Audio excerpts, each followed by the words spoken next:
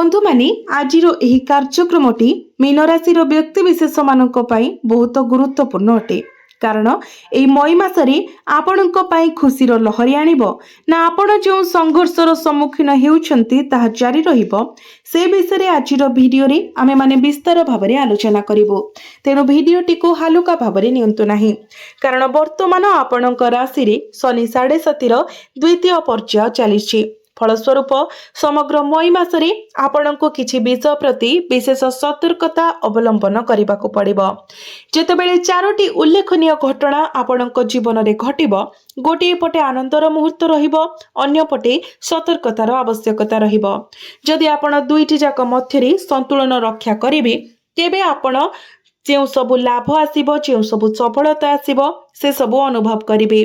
तथापि जदि आपण एई सतर्कता गुडी को अणदेखा करूछंती तेबे आपण संपूर्ण मास पाई निजको अनुताप करि पारंती। तो बंधु माने भिडियोटी रे आगो को बढ़िबा पूर्वरु सर्वप्रथमे आपण माने भिडियोटी को लाइक करी चैनल टी को सब्सक्राइब करि दियंतु एवं कमेंट बॉक्स रे भक्ति एवं श्रद्धार सहित जय श्री जगन्नाथ जय मां लक्ष्मी अवश्य लिखंतु। तो बंधु माने आसंतु ग्रह मानकर स्थिति एवं अवस्थिति उपरे नजर पकाइबा। तो बंधु माने शनि एवं मंगल आपणकर केंद्र रे गोचर करूछंती, अर्थात प्रथम भावरे सूर्य एवं बुध द्वितीय भावरे गोचर करूछंती, शुक्र तृतीय भावरे, गुरु चतुर्थ भावरे एवं केतु आपणकर षष्ठ भावरे गोचर करूछंती।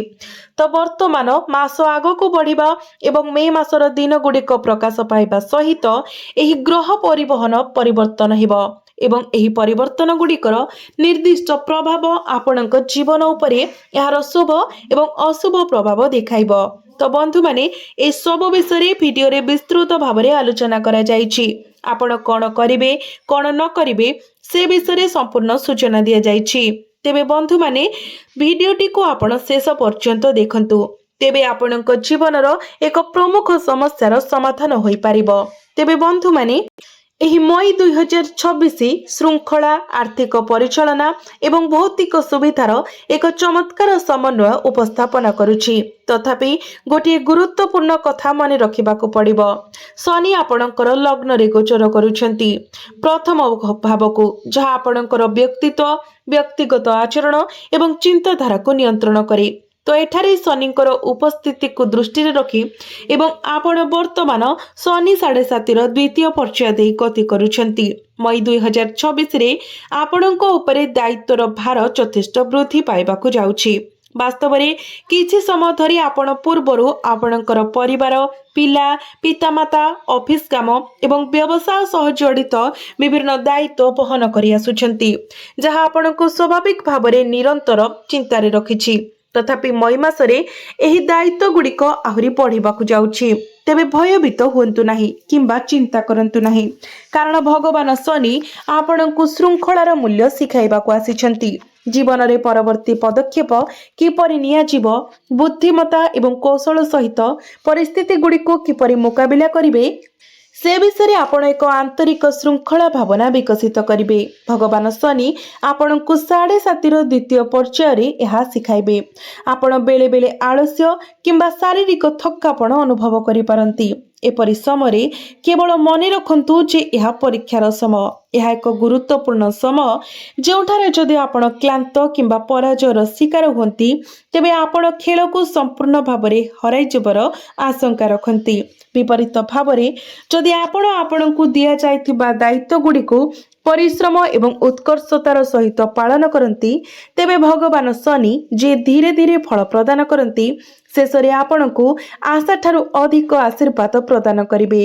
मई मास सारा शनि आपणकर आरोहण घरे बसी रहिबे, एक केंद्रीय पदवी रे रहिबे एवं सीधा सड़क आपणको उपरे सतर्क नजर रखिबे। बंधु माने वीडियो शेष भागरे आपणको एडाइबा पाई निर्दिष्ट भूल गुडिक विषय विस्तृत सूचना दिया जाइछि, नचेत अनुकूल फलाफल प्रतिकूल परिणाम रे परिणत हेबो से विषय सूचना दिया जाइछि। तेणु भिडियोटी को शेष पर्यंत देखंतु। केवल यह मन रखंतु, लग्न रे बसी शनि आपणको समग्र मई मास धरी श्रृंखलार शिक्षा प्रदान करिवे। जदि आपण श्रृंखलित रुहंती तेबे आपण केवल लाभ पाइबे, किंतु जदि आपण निजको विपदगामी करंती तेबे आपण केवल क्षतिर सम्मुखीन हेबे। मई 11 तारिख को द्वितीय गुरुत्वपूर्ण ग्रह परिवर्तन हेबाकु जाउची। एही दिन मंगल मेष राशि रे प्रवेश करिवे। वर्तमान मंगल शनि सहित आपणकर लग्न रे गोचर करुछंती। मई 11 तारिख को मंगल आपणकर द्वितीय भाव को प्रवेश करिवे। द्वितीय भावटी हेउची आमर धनर भाव, बाणीर भाव एवं परिवारर भाव। तो मई 11 परे मंगल एठारे गोचर करिवे। तो एहार प्रभाव कौन रहिबो? सबुठारु गुरुत्वपूर्ण कथा हेउची आपणक मध्यरे आग्रेशन देखा देव। आपण टंका रोजगार करिवार चेष्टारे बुड़ी जिवे। आपणक भीतरु एक गभीर आत्मविश्वासर भावना बाहरिबो। मु एहा करि परिबि बोली दृढ़ विश्वास। मंगल आपणकर द्वितीय घरे आपणकु समर्थन देबाकु जाउछंती, जहा मूलतः धन क्षेत्र रे। फलस्वरूप आपणकर ध्यान मुख्यतः आर्थिक विषय गुड़िक आड़कु जीव। आपणकर मन प्रत्येक दिगरे विचरण करिब। किपरि रोजगार करिवे एवं आयर संभाव्य उत्स गुड़िक चिन्हट करिवे। किंतु जदि आपण एकक केंद्रित उद्देश्य सहित काम करती, तेबे मंगल आपणकु सफलता प्रदान करिवे। मई 11 तारिख परे मंगल आपणक राशि रे एक धन जोग गठन करिवे। आपण कठिन परिश्रमरु दूरेई रहिबा उचित नुहे, कारण भगवान शनि आपणकर प्रयास को निकटरू देखुछंती।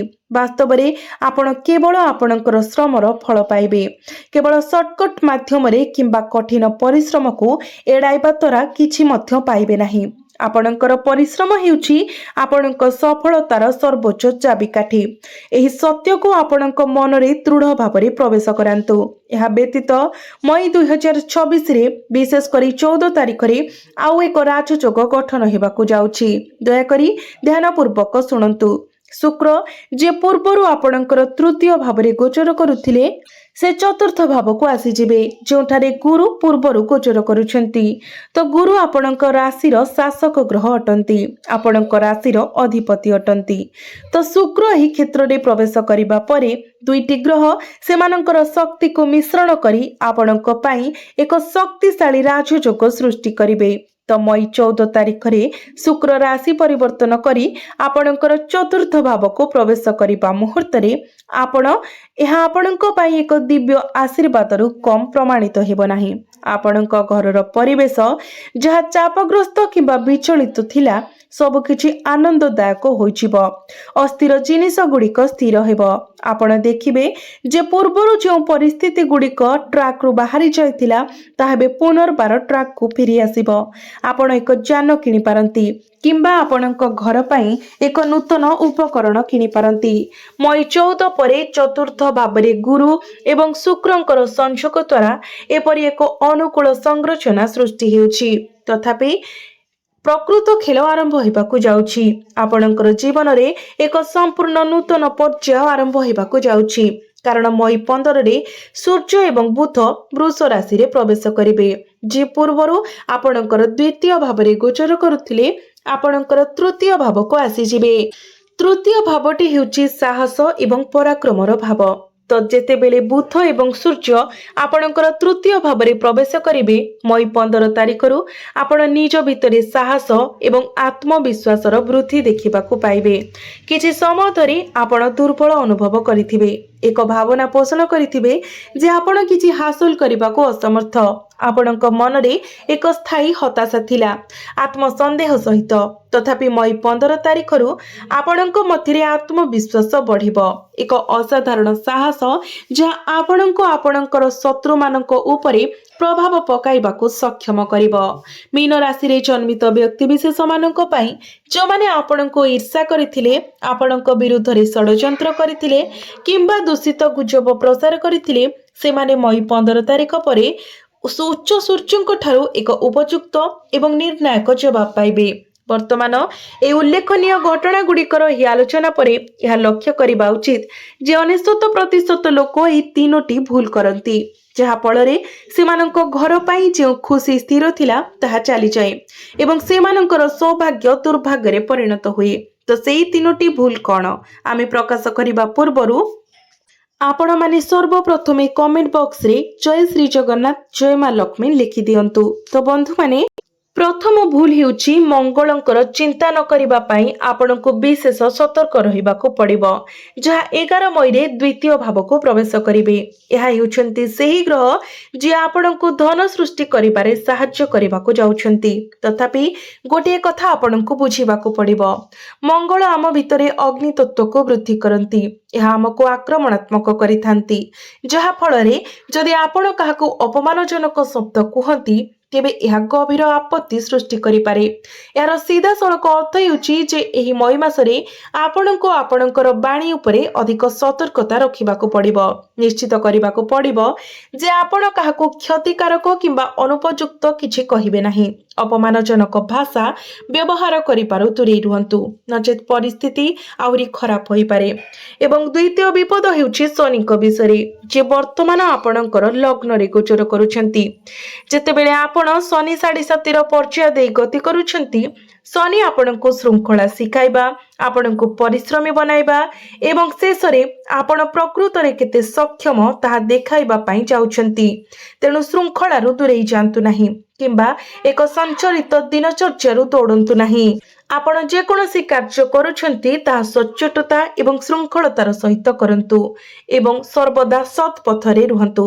ଯଦି ଆପଣ ଶୃଙ୍ଖଳା ଏବଂ ସଚ୍ଚୋଟତାର ପଥରୁ ବିଚ୍ୟୁତ ହୁଅନ୍ତି, ତେବେ କର୍ମର ଫଳଦାତା ନ୍ୟାୟର ଦେବତା ଆପଣଙ୍କୁ ନିଶ୍ଚିତ ଭାବରେ ଦଣ୍ଡ ଦେବେ। ତୃତୀୟ ଭୁଲ ଯାହା ଆପଣଙ୍କୁ ସତର୍କତାର ସହିତ ଦୂରେଇ ରହିବାକୁ ପଡ଼ିବ ତାହା ହେଉଛି ରାହୁ, ଯିଏ ବର୍ତ୍ତମାନ ଆପଣଙ୍କର ନିର୍ଦ୍ଦିଷ୍ଟ ଭାବରେ ଗୋଚର କରୁଛନ୍ତି। ଏହି ସ୍ଥାନ ଯୋଗୁଁ ଆପଣ ଏକ ଗୁରୁତ୍ୱପୂର୍ଣ୍ଣ ସତ୍ୟକୁ ଅଣଦେଖା କରିବାର ସମ୍ଭାବନା ଥାଇପାରେ।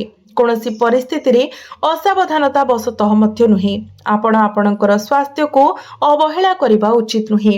ଏହା ସମ୍ଭବ ଯେ ଆପଣ ବେଳେ ବେଳେ ବାହାରର ଜଙ୍କ ଫୁଡ୍ ଖାଇପାରନ୍ତି, ଯାହା ହଜମ ପରି ପାଚନ ସମସ୍ୟା ସୃଷ୍ଟି କରିପାରେ। ଏହା ବ୍ୟତୀତ ଭଲ ଭାବରେ ଶୁଣନ୍ତୁ, ଆପଣ ଆପଣଙ୍କର ଆଖିର ଉପଯୁକ୍ତ ଯତ୍ନ ନେବା ଉଚିତ, କାରଣ ଅତ୍ୟଧିକ ଚିନ୍ତା କରିବା ରାତିରେ ଶୋଇବାରେ ଅସୁବିଧା ସୃଷ୍ଟି କରିପାରେ। ବିଶେଷ କରି ଯେହେତୁ ରାହୁଙ୍କର ମଧ୍ୟ ଆପଣଙ୍କ ଉପରେ ସତର୍କ ଦୃଷ୍ଟି ରହିଛି, ଆମେ ଏବେ ଆପଣଙ୍କୁ ସେହି 3ଟି ପ୍ରତିକାର କହିବାକୁ ଯାଉଛୁ, ଯାହାକୁ ଆପଣ ଅତ୍ୟନ୍ତ ଧ୍ୟାନ ଦେଇ ଶୁଣିବା ଉଚିତ। କାରଣ ଏହି ପ୍ରତିକାର ଗୁଡ଼ିକ କରିବା ଦ୍ୱାରା ଏହି ଗ୍ରହ ଗୁଡ଼ିକ ଆପଣଙ୍କ ଉପରେ ଯେଉଁ ପ୍ରତିକୂଳ ପ୍ରଭାବ ପକାଇବାକୁ ଯାଉଛନ୍ତି ତାହା ବନ୍ଦ ହୋଇଯିବ ଏବଂ ସେମାନଙ୍କର ନକାରାତ୍ମକ ପ୍ରଭାବ ନିରପେକ୍ଷ ହୋଇଯିବ। ଆପଣ ଆଉ ସେମାନଙ୍କର କ୍ଷତିକାରକ ପ୍ରରୋଚନାର ଶିକାର ହେବେ ନାହିଁ। ତ ପ୍ରଥମ ପ୍ରତିକାର ହେଉଛି ଆପଣଙ୍କ ରାଶିର ଅଧିପତି ଅର୍ଥାତ୍ ଗୁରୁଙ୍କୁ ଆପଣ ପ୍ରସନ୍ନ କରିବା ପାଇଁ ପ୍ରତ୍ୟେକ ଦିନ ଆପଣ ଗୁରୁଙ୍କର ବୀଜ ମନ୍ତ୍ର 108 ଥର ଜପ କରନ୍ତୁ ଏବଂ ଗୁରୁବାର ଦିନ ବିଷ୍ଣୁ ସହସ୍ର ନାମର ପାଠ କରନ୍ତୁ। ଯଦି ପାରୁଛନ୍ତି ତ ପ୍ରତ୍ୟେକ ଦିନ ମଧ୍ୟ ଆପଣ ବିଷ୍ଣୁ ସହସ୍ର ନାମର ପାଠ କରିପାରିବେ। ଏବେ ଦ୍ୱିତୀୟ ପ୍ରତିକାର ହେଉଛି ଶନିଙ୍କୁ ସନ୍ତୁଷ୍ଟ କରିବା ପାଇଁ, ଯିଏ ବର୍ତ୍ତମାନ ଆପଣଙ୍କର ଲଗ୍ନରେ ଗୋଚର କରୁଛନ୍ତି। ତ ସେଥିପାଇଁ ଆପଣ ସନ୍ଧ୍ୟା 7ଟା ପରେ ଓସ୍ତ ଗଛ ମୂଳରେ ସୋରିଷ ତେଲର ଦୀପ ଜାଳନ୍ତୁ। ଓମ୍ ଶନିଶ୍ଚରାୟ ନମଃ ମନ୍ତ୍ର ଜପ କରନ୍ତୁ। ଏହା ଆପଣଙ୍କ ଉପରେ ଶନି 7.5 ସମୟର ପ୍ରତିକୂଳ ପ୍ରଭାବକୁ କମ୍ କରିବାରେ ସାହାଯ୍ୟ କରିବ। କିନ୍ତୁ ମନେ ରଖନ୍ତୁ, ରବିବାର ଦିନ ଓସ୍ତ ଗଛ ପାଖକୁ ଯିବେ ନାହିଁ। ତୃତୀୟ ପ୍ରତିକାର ହେଉଛି ମଙ୍ଗଳଙ୍କର ପ୍ରଭାବକୁ କମ୍ କରିବା ପାଇଁ, ଯାହା ଆପଣଙ୍କର ବାଣୀ ଉପରେ ନକାରାତ୍ମକ ଭାବରେ ପ୍ରଭାବିତ କରିବାର ସମ୍ଭାବନା ରଖେ। ତ ମଇ 11 ପରେ ମଙ୍ଗଳ ଗ୍ରହଙ୍କୁ ଅନୁକୂଳ କ୍ରମରେ ଯଦି ଆପଣ ରଖିବାକୁ ଚାହୁଁଛନ୍ତି, ତେବେ ପ୍ରତ୍ୟେକ ମଙ୍ଗଳବାର ଦିନ ହନୁମାନ ମନ୍ଦିରକୁ ଯାଆନ୍ତୁ। ପ୍ରତ୍ୟେକ ଦିନ ହନୁମାନ ଚାଳିଶା ପାଠ କରନ୍ତୁ। ଏହା ମଙ୍ଗଳଙ୍କର ପ୍ରଭାବକୁ ନିୟନ୍ତ୍ରଣରେ ରଖିବ। ତେବେ ବନ୍ଧୁମାନେ, ଆପଣଙ୍କର ଜୀବନ ମଙ୍ଗଳମୟ ହେଉ, ଆପଣଙ୍କର ଭାଗ୍ୟ ସୁଦୃଢ଼ ହେଉ, ଏହା ହିଁ ଈଶ୍ୱରଙ୍କ ନିକଟରେ ମୋର ପ୍ରାର୍ଥନା। ଧନ୍ୟବାଦ।